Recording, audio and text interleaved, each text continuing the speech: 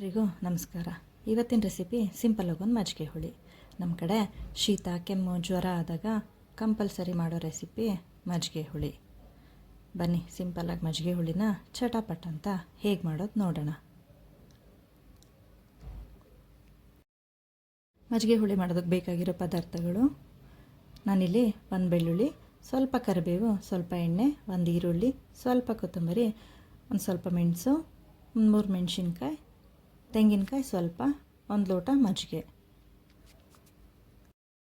ಮೊದಲಿಗೆ ಬೆಳ್ಳುಳ್ಳಿ, ಮೆಣಸಿನ್ಕಾಯಿ ಮತ್ತು ಈರುಳ್ಳಿನ ಹಾಕಿ ಕೆಂಪು ಬಣ್ಣ ಬರೋ ತನಕ ಫ್ರೈ ಮಾಡ್ಕೊಳ್ಳಿ.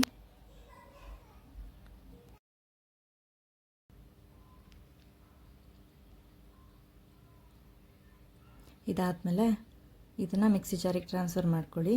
ಅದ್ರ ಜೊತೆಗೆ ಒಂದು 5-6 ಮೆಣಸು, ಸ್ವಲ್ಪ ಕೊತ್ತಂಬರಿ, ಸ್ವಲ್ಪ ತೆಂಗಿನಕಾಯಿ ತುರಿ ಮತ್ತು ಸ್ವಲ್ಪ ಒಂದು 1/2 ಸ್ಪೂನ್ ಸಾಂಬಾರು ಪೌಡರ್ ಜಾಸ್ತಿ ಹಾಕಿದ್ರೆ ಸಾಂಬಾರು ಚೆನ್ನಾಗಲ್ಲ. ಸ್ವಲ್ಪ ಸಾಂಬಾರು ಪೌಡರ್ ನೀರು ಹಾಕಿ ನುಣ್ಣಗೆ ರುಬ್ಕೊಳ್ಳಿ.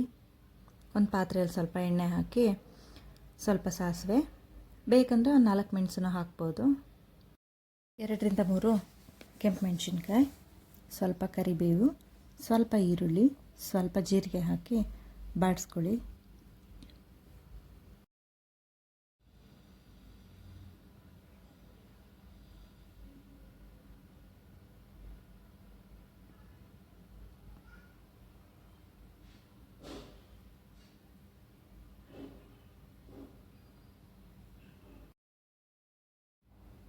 ಒಗ್ಗರಣೆ ಬಾಡಿದ ಮೇಲೆ ರುಬ್ಬಿಟ್ಕೊಂಡಿರೋ ಖಾರನ ಒಗ್ಗರಣೆ ಮಿಕ್ಸ್ ಮಾಡಿ ಸ್ವಲ್ಪ ನೀರು ಹಾಕಿ ಕುದಿಸ್ಕೊಳ್ಳಿ.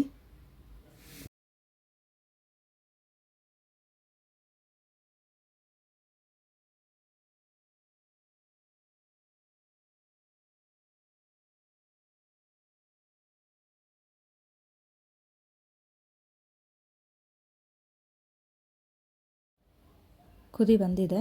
ನಾನಿಲ್ಲಿ ಎತ್ತಿಟ್ಕೊಂಡಿರೋ ಮಜ್ಜಿಗೆನ ಆ್ಯಡ್ ಮಾಡ್ಕೊಳ್ತಾ ಇದ್ದೀನಿ. ಹದ ನೋಡಿ ಮಜ್ಜಿಗೆನ ಆ್ಯಡ್ ಮಾಡ್ಕೊಳ್ಳಿ.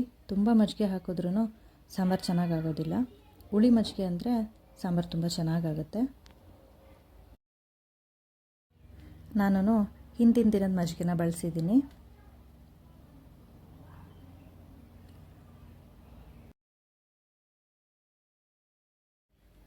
ಸ್ವಲ್ಪ ಉಪ್ಪು ಹಾಕಿ ಸಾಂಬಾರನ್ನ ಕುದಿಸಿದ್ರೆ ಮಜ್ಜಿಗೆ ಹುಳಿ ರೆಡಿ.